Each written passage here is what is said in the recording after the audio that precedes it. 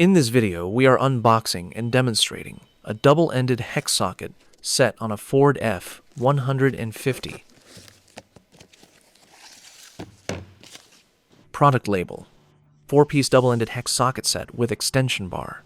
This double-ended hex socket set is suitable for bolts above 17 mm. Tools used together with this socket set. This is for demonstration only. Large electric impact wrench. Large ratchet wrench.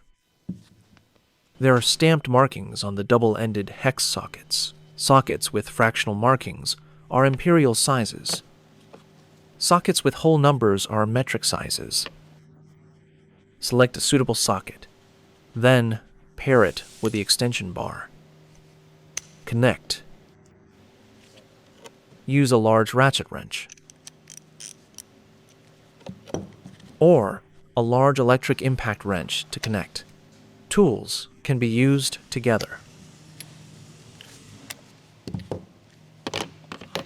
This demonstration is on the wheel lug nuts of a Ford F-150. Find a suitable double-ended hex socket. Connect the extension bar.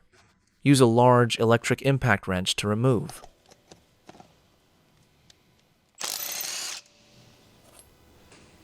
Installation is the same process.